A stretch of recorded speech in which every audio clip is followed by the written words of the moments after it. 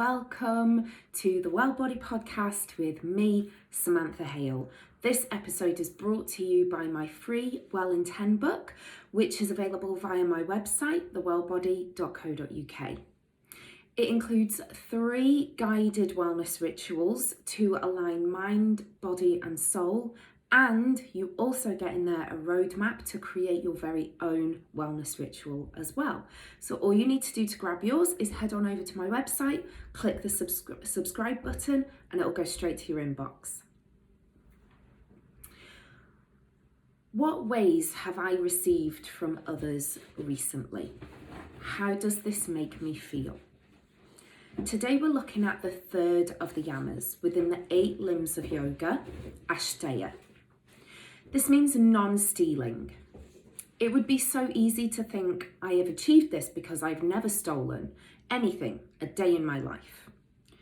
But what if I asked you to think of a time when someone asked you to help them with a specific task and you said no, simply because you couldn't be bothered? Or a time when you asked someone to do something for you, again, because you didn't want to do it yourself.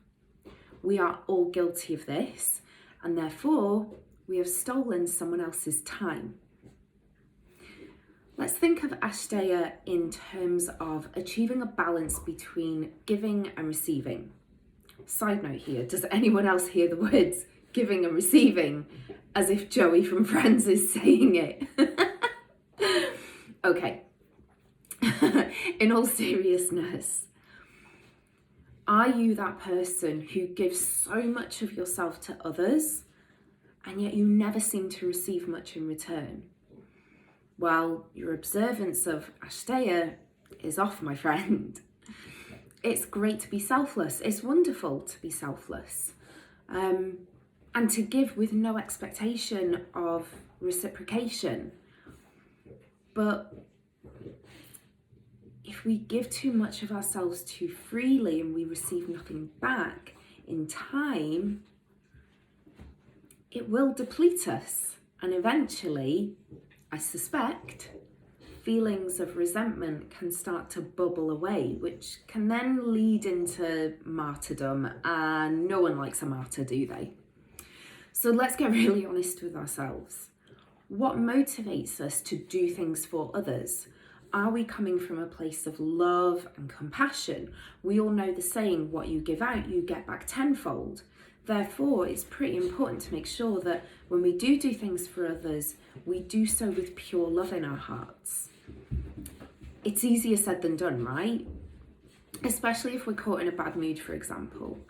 But by creating this awareness around our motivations for saying yes when we're asked, we can begin to consciously shift our mindset to a more positive and proactive state, as opposed to that which is negative and reactionary.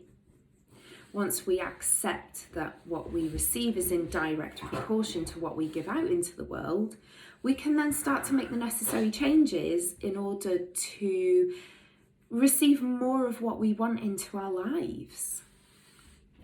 Thank you for joining me today. I hope you found this episode helpful and informative, and I look forward to seeing you on Wednesday when we'll be looking at how we can apply Astheya into real life situations. Take care, stay well, bye.